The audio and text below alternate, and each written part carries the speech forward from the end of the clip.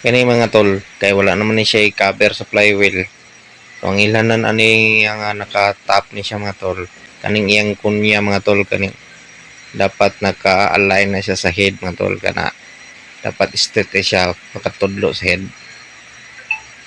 Nya kaning diri pud mga tol.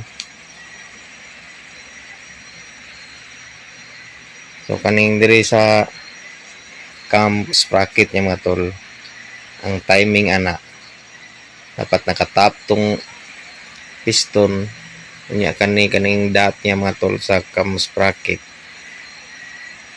naka-align po siya aning nay crack dire sa atong head no, cylinder head cover. So ana siya mga tol pagtaod mga tol. So mo na yung timing mga tol. So ana ra.